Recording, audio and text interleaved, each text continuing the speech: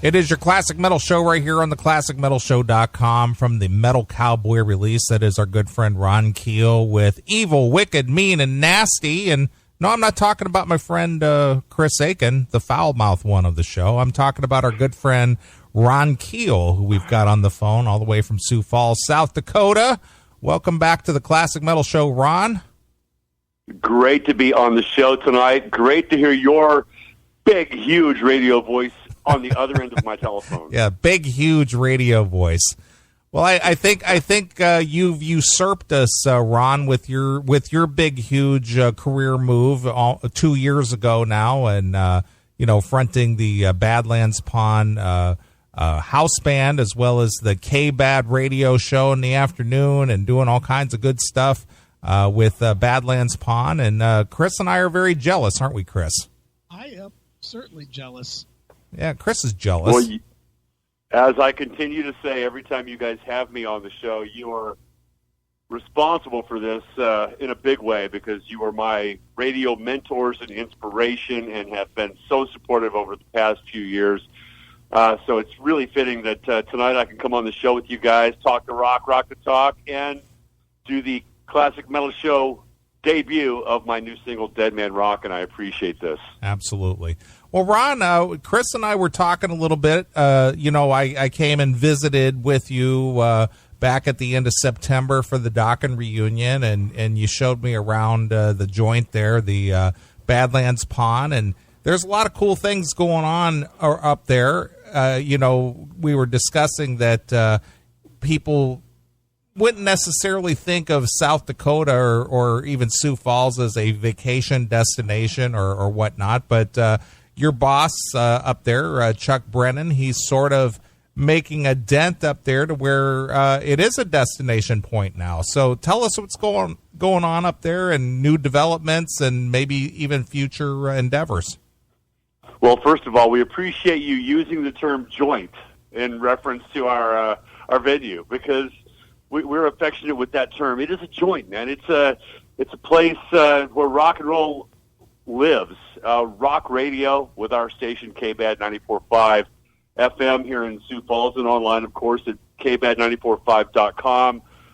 Really stepping outside the box and trying to create a station the way it was meant to be, a concert venue where we've had so many epic concert events just this year alone, with the final U.S. show ever of Twisted Sister, the only U.S. show for the reunited original or classic Dockin lineup, and in addition to Kiss, Disturbed, Megadeth, the Badlands House Band Invitational, and some of those fantastic concert events that we've had. What a great year it's been, and I couldn't finish it off without releasing a new Ron Keel song that I guess I'm going to keep circling back to my new song so I can plug that every chance I get. Sorry.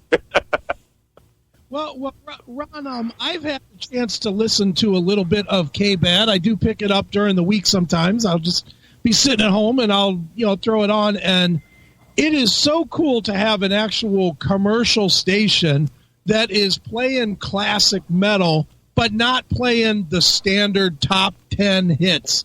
That's got to be, I'm going to guess that is due in large part to your influence. Is that close? No, not really. If you listen during my show, I tend to navigate a little more towards the songs that resonate for me. The classic metal and the 80s tunes and such. But it's an acquired taste listening to K-Bad, because it's very diverse, and we did that on purpose. So where you're going to hear a lot of different styles of music. We call it pure Badlands rock, but there is some pop and bands like Cake or Spin Doctors, even, for goodness sake. But you're going to hear Anthrax and Five Finger, a lot of Blackstone Cherry, a lot of Shinedown, Seether, Hinder, bands like that, and a healthy dose of that 80s rock with Winger, Dockin, Rat, Keel, Crew, and so forth. And how has that been received by the locals there, man? I've got to imagine that they love having such a diversified rock station. Well, the cool thing is this year the Nielsen ratings came back to Sioux Falls. Apparently the market before KBAD launched was not rated, so to speak, quote, unquote. So this year they started doing the Nielsen ratings again in this radio market in Sioux Falls, South Dakota, and KBAD was the number one rock station. After less than a year on the air, we had already surpassed our competitors just by offering the listeners and our audience an alternative, something different, something that's not just the same. It's different. And as I said, it's an acquired taste, but it's geared to be entertaining 24/7. We want to make people enjoy that experience and take them on a ride, as opposed to just the same playlist that the other stations are featuring. We've got over 5,000 songs, and we play them all. And there's stuff that I'm sure our listeners have never heard before, even from some of our 80s contemporaries, whether it's Driving and Crying or Bane or, Killer Dwarfs, for instance, and bands that you're not going to hear those bands on other radio stations. And I'm sure a lot of our listeners don't even know who they are. They just know that it's good stuff, and they're going to crank it up and keep it up. Sure. Now, Ron, let's talk a little bit about the house band, because for somebody that has not followed along with you, the term house band gives a very small picture, more or less, to what that is. And from everything that I've seen, the one thing that does not describe what you're doing is small. It looks like it is very, very, very big time, even though it's called the Badlands House Band. So talk a little bit about how that has developed and grown since, from when you were talking about it with Chuck to what it has actually become now. Well, it's a big-ass production. I mean, it's a huge arena-style show, and it's okay to call it a house band because, let's face it, it's a big-ass house. So, I mean, the world, America especially, is our home, and we love being termed America's house band. And the name of the band is derived from that. It's kind of tongue-in-cheek, so to speak, because we don't play at Badlands often. We've only done 2 gigs there this year, but we've done hundreds of thousands of miles out on the road. This Thursday, we're flying to Orlando, Florida for a show. So it is kind of an oxymoron. We're the house band, and we play everywhere else. And we love being able to go out on the road and represent Badlands and that rock and roll attitude that Badlands was built upon. Being able to do that in arenas and venues and festivals and Sturgis was crazy, off the hook. Some of these huge biker events that we played. We headlined the Lone Star Rally in Galveston, Texas, and this is the Sturgis of Texas. I mean, there's over 100,000 people there, and we were headlining on Saturday night. To me, that's a testament to the business model that we've created here with the Badlands House Band and the entertainment group, and it's going to keep going. We have a huge 2017 lined up for the Badlands House Band.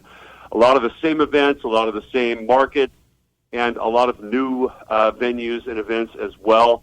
The tour kicks off in Des Moines on February 3rd, and we're going to keep rolling on through 2017. Well, Ron, what is the ultimate end game where Badlands Pawn is concerned? Because obviously, the Badlands band, house band is kind of a promotional tool for that venue and for that brand, I guess. So what is the ultimate goal for Chuck where this is concerned? Because obviously he's a fan of rock, metal, whatnot, built a beautiful performance hall up there. The dressing rooms and whatnot are top notch. And you're out there promoting, Badlands Pawn. So what is the end game there? What is the future vision for Badlands Pawn? It's one thing I love about Chuck Brennan is that he and I have the same goals, the same vision. Our ultimate goal is to sit up in that VIP suite with a Coors Light and watch some kick-ass rock and roll on that stage. Really, I mean, that's what it's all about. We're Chuck and I both are fans first. We love rock and roll. We love the music. We love the shows. We love the excitement, the energy, and the thrill of hosting these events and these concerts at our venue. And that really is the bottom line. I mean, we just want to look at each other and smile and raise the beers and hear some loud rock and roll, whether it's Accept or Queensryche or, God, so many great shows we've had this year already. And I don't know that I think that in itself is success, isn't it? I mean, loving life, enjoying rock and roll, and living the dream. That doesn't that to me is success in a nutshell. So circling back to my new single, Dead Man Rockin', I've got no real marketing plan or no goal or no master plan in place here. I just wanted to finish the song. I wanted to sing the song, and I wanted to hear the song cranked up on my stereo. So I had no choice but to finish it, sing it, record it, and now I'm sharing it with you and all of our fans and friends and listeners. Sure, absolutely. Well, what is the 2017 hold for Ron Keel, the Badlands House Band, Badlands Pawn? I mean, you got anything coming up that you can maybe pull the curtain back and give the fans kind of a sneak peek? Or I do. I have. Well, first of all, the Badlands House Band. We're in the middle of a huge website overhaul, and we're going to announce the 2017 schedule soon. But it is extensive, and it looks like it's going to be exhausting. I'll be at Dead Man Rockin' for sure by the end of the next year. So that in itself is a huge task ahead of us for the next 12 months. Badlands has some great concerts coming, and I'm still rocking the midday shift on KBAD, the number one rock station in the market. I'm on the air 4.5 hours a day, and I am loving it. I so enjoy that ability to entertain people. And you guys know I'm preaching to the choir. You guys have been doing this since 1996, Wendell? I mean, right. You know what it feels like to have thousands of people listening and getting off on what you're doing. So I mean, that's really just that thrill of entertaining people is my motivation. And there are some other projects in the works. I can tell you that I have auditioned for a new band, Bobby Blotzer's Keel. And I'm hoping that Bobby will bring me on board to sing some Keel songs with him in his next project. Nice. Gotcha. Yeah, I mean, I've been looking forward to saying that all day long. However, Keel is still in action, and we have at least one major confirmation to announce. I can't tell you about it now, but Keel's not done.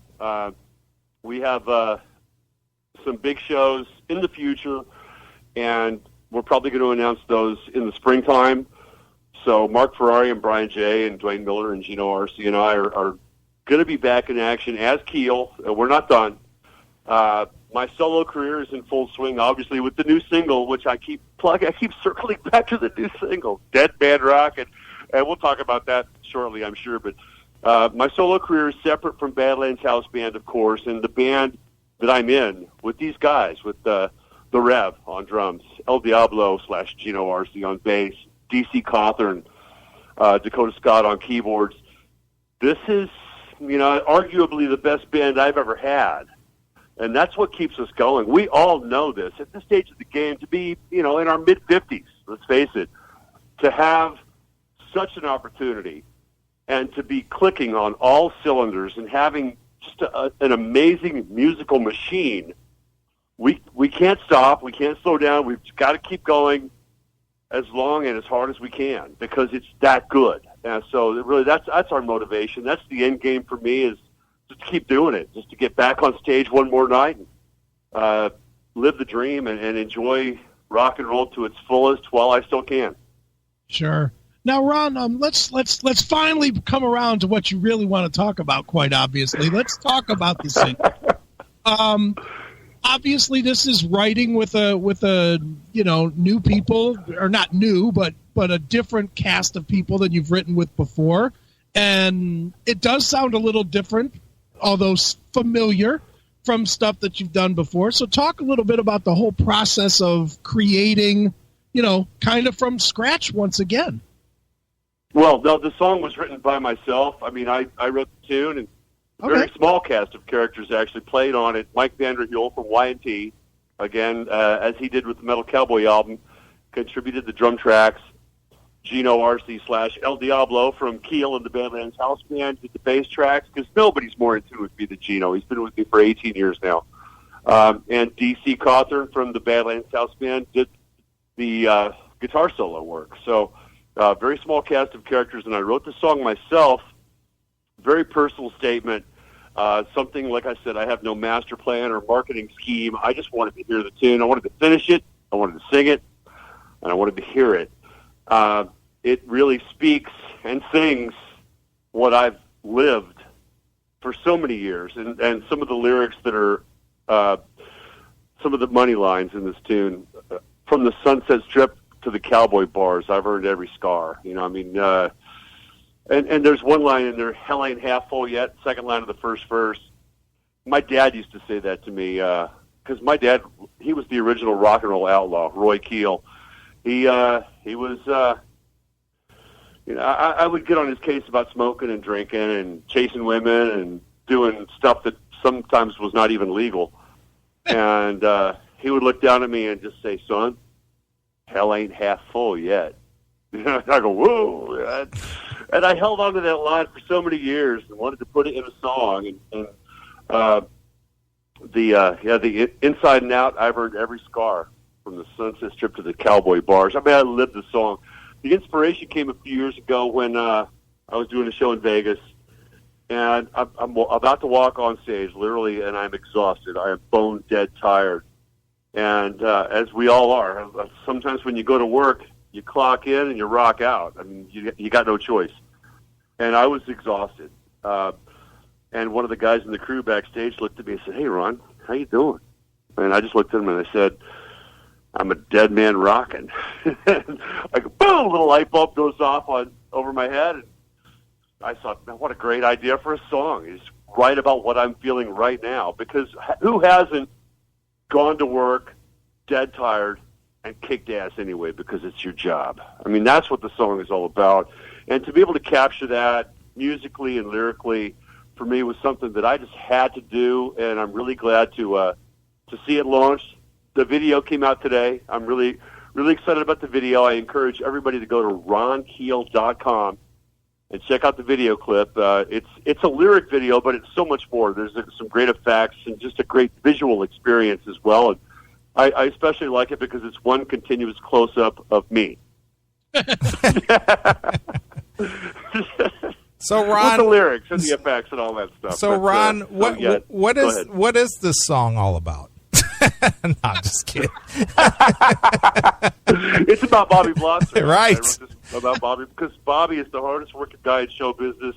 He's playing drums with Iron Maiden, Gwar, Keel, and the Ramones all at the same time. How cool is that? Right. Well, since you brought that up, Ron, what's your thoughts on this whole debacle with Rat, being that they're your contemporaries and, you know, the other three principal members have now won out and can go out as Rat, and Bobby is kind of left out in the cold? Well, they put the funk in dysfunctional. Let's put it that way. I mean, I love the guys. All of them are friends of mine. I've done gigs with both versions this year. You know, Stephen Piercy's done a couple of gigs with us. Badlands House Band did a huge casino gig a couple of months ago in Iowa with Bobby Blotzer's Rat and Warrant and us on the triple bill there. And so, I don't have a dog in the fight. I've got friends on both sides of the fence. I do believe, and it's tough. That's a tough call because the voice is important. That front man, that voice, whether it's but, man, you know, you keep going back to AC/DC, replacing Bon Scott with Brian Johnson, which was brilliant and gave us years, decades of fantastic music. The Van Hagar era, when Sammy replaced David Lee Roth, I thought was fantastic. I'm a huge Van Hagar fan. And Robert Mason from Warrant. I mean, I think Robert is one of the greatest, coolest rock frontmen that are still out there really delivering the goods with a great band and great songs with Warrant. So on that note, I can't knock bands that don't have the original singer. However, Steven's not dead. Steven's not out of commission. He's still the voice of Rat. And I do believe that in that particular act, it's a factor. When I first saw Rat in Los Angeles at Gazzari's on the Sunset Strip in 1981,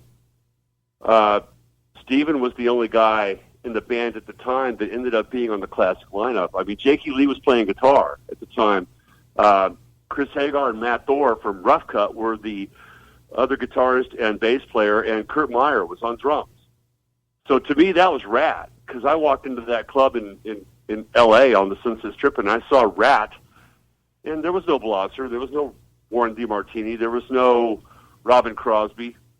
It was Piercy. It was Piercy's band. And in that sense, I do believe that Stephen Piercy belongs up front.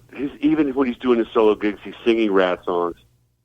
He does have a new solo album coming out, which is fantastic, and I support that. And Stephen's a good friend of mine, and Bobby's a great drummer as well. It's too bad they can't all get along.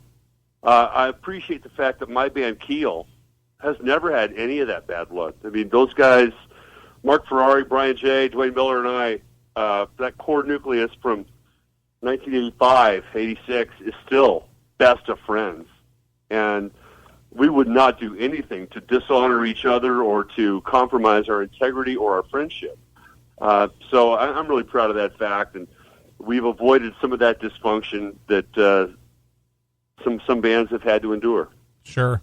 And then, we heard this week also that Phil Lewis is no longer fronting, his version of L.A. Guns with Steve Riley. He's going to, go his separate ways or go work with Tracy or something after the first of the year. And yeah, no. The latest scoop is that he's going to go sing with Bobby Blotzer's L.A. Guns. I hate to tell you both, but it's even more crazy than that. The literal story now is that Phil and Michael Grant quit the Steve Riley version of L.A. Guns to sing in the Tracy Guns version of L.A. Guns, or perform in the Tracy version of L.A. Guns starting the first of the year. Wow. It gets very confusing. I mean, when you're trying to at least communicate to your fans. And I hate it whether it was Queensryche or Great White, because I've done gigs with both of them extensively for the past few years, and people will say, well, which one? Right. I'm doing a gig with Queensryche. Which one? I'm doing a gig with Great White. Which one? And it is confusing. I respect these guys trying to make a living and doing what they got to do to keep their name and their legacy alive. I'm just glad that there's only one Keel until Bobby Blotzer decides otherwise. Speaking of that, Ron, there's already a Bobby Blotzer's Keel meme, and I just sent it to your Facebook. Thank you. Awesome. I can't wait to see it. All right. And, I love Bobby's cool. Bobby and I go way back. I got no problem with Bobby. Like I said, I just did a gig with him a couple of months ago, and the band sounded great. He had Stacey Blades on guitar. He had Mitch Perry on guitar, who replaced Yngwie and Steeler. We go back a long ways. Brad Lang from YNC on bass. The band was smoking. I mean, they sounded fantastic, and there's some great players and some good friends of mine. So I'm not slamming Bobby or what he's tried to do in any way. Really, he's just tried to keep rolling, man. He wants to play. He wants to sing. He wants to do those Rat songs, and I respect that and appreciate it. Hope it works out. Why can't they just all get back together? Bobby and Warren and Juan and Steven and how cool would that be? How likely would you be to get back together after you had been sued and publicly taunted about being sued? Hey man, Yngwie sued me, and I would get on stage with him tomorrow and do a Steeler reunion for charity. I'm just putting that out there for Yngwie to consider, like he's going to listen. But Yngwie sued me, and I lost, but I'd get back on stage with him tomorrow because that's good for rock and roll. It's good for the band. the Steeler history has not been, the final chapter has not been written as well. We are contemplating, or really in discussions with some major powers about a movie that documents that early 80s, 81, 82, 83 history of Steeler and that classic lineup with Yngwie and Ron Keel and Rick Fox and Mark Schwartz. So we are really thinking about that. It wasn't my idea. The idea was brought to me, and to document that moment in time when Steeler was really at the top of that scene. And so, you know, maybe that story has another chapter or two to add as well. Sure. And you had a prominent role in the Inside Metal documentaries by our good friend Bob Nobandian. You got to comment and, you know, get a few cameo shots in there discussing the early L.A. metal scene, and L.A. metal scene explodes and stuff. And it was cool to see you part of those documentary series. Yeah, and that Bob Nobandian team is kind of responsible for this Steeler movie interest, so to speak, as well. So I appreciate being a part of that history, man. You know, I mean, that was the early 80s in Hollywood / Los Angeles was a magical time for all of us, and to have lived it, to have been there, to have done that is one of the huge accomplishments of my life, and something that you can't, you know, you had to be there. I mean, if people ask, what was it like? Not an interview goes by when people don't want to know what it was like, but there's no way you can tell it. You can read every book that we've all written, my book or Steven's book or anybody else's book or Nikki's book, that you won't know unless you lived it, unless you'd been there. Sure, absolutely. All right, Ron, well, it's always a pleasure to have you here on the Classic Metal Show. I'm glad to see that you're always moving forward and doing things that you enjoy and love, and performing, and you know, all the activities that are involved in the life of Ron Keel. And we appreciate the fact that you would think of us to share your new music with. And we're going to play this new tune, Dead Man Rockin'. And once again, tell people how to get this thing. Oh, I appreciate all that, Wendell. You guys have been very supportive of me for many years now. And to be on the Classic Metal Show tonight for the CMS debut of Dead Man Rockin' is a huge thrill. As I said, we just launched the video today, and you can see that at ronkeel.com. Anybody who buys a piece of merchandise, book, a CD, whatever, you know, that you might want when you're shopping in the Ron Keel store, you're going to get a free download of this song. And I know that any of us, any of you, any of our listeners that are out there tonight that are have gone to work dead tired and kicked ass anyway are going to relate to this tune and the lyric, and I appreciate you guys playing it. I appreciate the support and the response, and all things that are related to my music, my career, my life, and my business can be found at ronkeel.com. Excellent. All right, well, here it is. This is Ron Keel with Dead Man Rockin', exclusively here. What, Ron? On the Classic Metal Show. Crank it up and keep it up.